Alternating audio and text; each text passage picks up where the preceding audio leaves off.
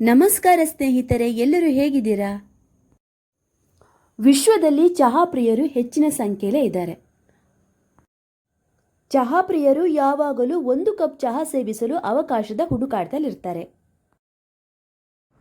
ಆರೋಗ್ಯ ಸರಿಯಾಗಿಲ್ಲ ಅಂದರೆ ಚಹಾ, ಚಳಿ ಹೆಚ್ಚಾಗಿದ್ರೂ ಚಹಾ, ಕಾವು ಹೆಚ್ಚಾಗಿದ್ರೂ ಚಹಾ, ಮಳೆ ಬೀಳ್ತಾ ಇದ್ರೆ ಚಹಾ, ಅಂದರೆ ಪ್ರತಿಯೊಂದು ಸಂದರ್ಭಗಳಲ್ಲಿಯೂ ಕೂಡ ವಿವಿಧ ರೀತಿಯ ಚಹಾ ಇದ್ದೇ ಇದೆ. ಪಾನಿಪುರಿಯ ನಂತರ ಅತಿ ಹೆಚ್ಚು ಸೇವಿಸಲಾಗುವ ಪಾನೀಯ ಅಂತಂದರೆ ಅದು ಚಹಾ. ದಿ ಹೊಂಗ್ ಪಾವು ವಿಶ್ವದ ಅತ್ಯಂತ ದುಬಾರಿ ಟೀ ಅಂತ ಅನಿಸ್ಕೊಂಡಿದೆ.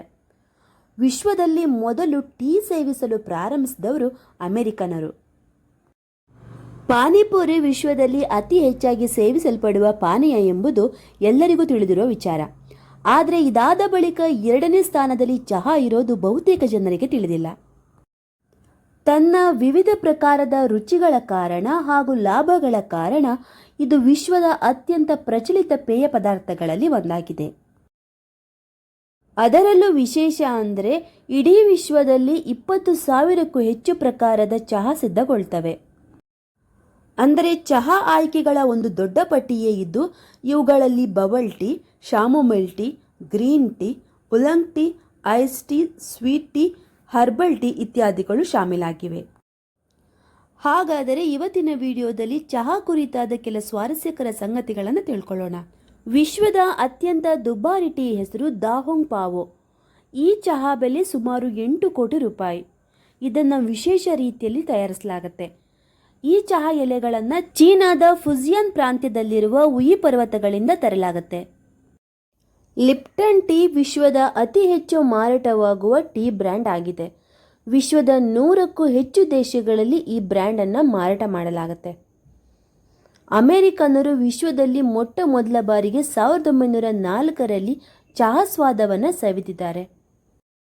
ಸೆಂಟ್ ಲೂಯಿ ವರ್ಲ್ಡ್ ಫೇಯರ್ ವೇಳೆ ವ್ಯಕ್ತಿಯೊಬ್ಬರು ತಮ್ಮ ತೋಟದಲ್ಲಿ ಬೆಳೆದ ಚಹಾ ಸ್ಯಾಂಪಲನ್ನು ಪರಿಚಯಿಸಿದ್ದಾರೆ. ಇದಾದ ಬಳಿಕ ಇದೇ ವ್ಯಕ್ತಿ ಚಹಾದಲ್ಲಿ ಐಸ್ ಬೆರೆಸಿ ಐಸ್ ಟೀ ಪರಿಚಯಿಸಿದ್ರು ಎನ್ನಲಾಗುತ್ತೆ. ಟಿಬೆಟ್ ಜನರು ಶಕ್ತಿ ಹಾಗೂ ಕ್ಯಾಲರಿಗಳನ್ನು ಪಡೆಯೋದಕ್ಕಾಗಿ ಚಹಾದಲ್ಲಿ ಬೆಣ್ಣೆ ಬೆರೆಸಿ ಸೇವಿಸ್ತಾರೆ. ಆದರೆ ಕೆಲ ವಿಶೇಷ ಸಂದರ್ಭಗಳಲ್ಲಿ ಮಾತ್ರ ಅವರು ಈ ರೀತಿಯ ಚಹಾ ಸೇವನೆ ಮಾಡ್ತಾರೆ. ಚಹಾ ಎಲೆಗಳ ಬಗ್ಗೆ ಮಾಹಿತಿ ನೀಡುವವರು ಅಥವಾ ಸಾಮಾನ್ಯ ಭಾಷೆಯಲ್ಲಿ ಹೇಳೋದಾದರೆ ಟೀ ರೀಡಿಂಗನ್ನು ತೈಸಿಯೋಗ್ರಫಿ ಅಂತ ಕರೆಯಲಾಗುತ್ತೆ. ಸೊಳ್ಳೆಗಳನ್ನು ಹಾಗೂ ಹುಳು ಹುಪ್ಪಡಿಗಳನ್ನು ಓಡಿಸಲು ಕೂಡ ಚಹಾ ಎಲೆಗಳನ್ನು ಬಳಸಬಹುದು. ಸನ್ಬರ್ನ್ನಿಂದಾಗುವ ಉರಿತದಿಂದ ಮುಕ್ತಿ ಪಡೆಯಲು ಕೂಡ ಚಹಾ ಎಲೆಗಳನ್ನು ಬಳಸಬಹುದು.